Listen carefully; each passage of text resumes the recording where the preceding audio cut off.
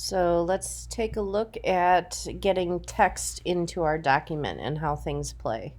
So on my pages, I'm just going to go ahead and label this really quickly.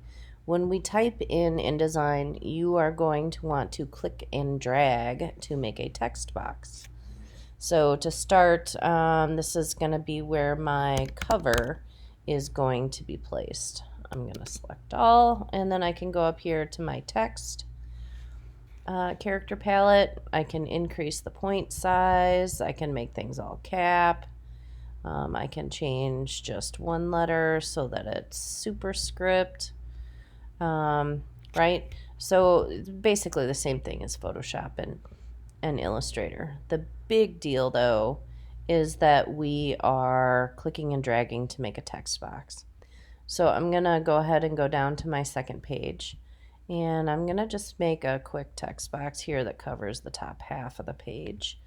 You'll notice that I've got the same settings here. I do want to point out that when we go to paragraph, we will have options. Oh, turn off that -8. We'll have some basic paragraph options that you're going to want to make sure you set. I'm going to make my window bigger here. I'm missing some things.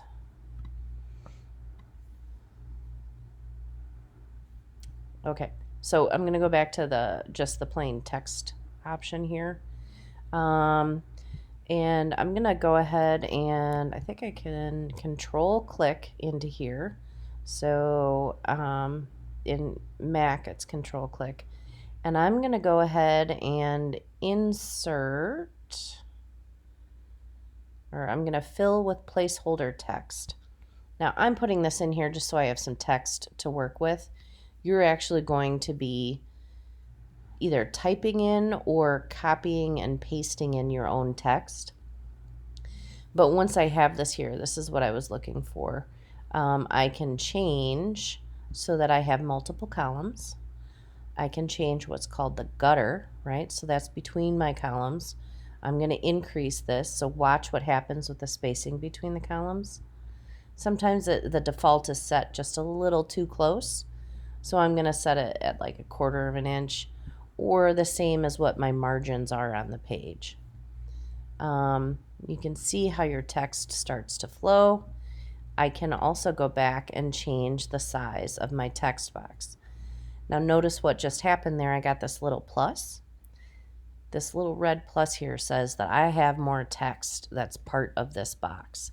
So I can click on that, and then if I move to the next side of the page, when I click, it's going to drop a new text box and I can resize it.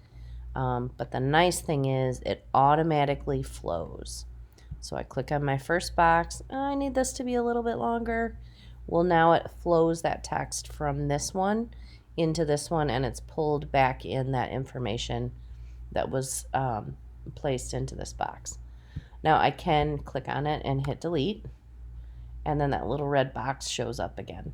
So your consecutive or the additional text boxes that you make, you don't have to worry about if you need to delete them. You can always go back and change your text box. So with that said, I'm going to select all that text. Some important things I want you to make sure you're paying attention to is that your body text is a font that has lowercase.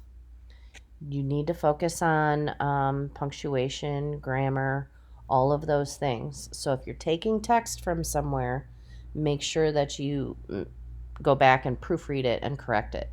If you're typing your own text in for this project, have somebody else proofread it for you. So again, I'm going to select all my text. I want you to focus on using leading, right? So leading is this line spacing between the text. When you have too much space, it can be considered a little bit difficult to read. So be real careful with increasing too much.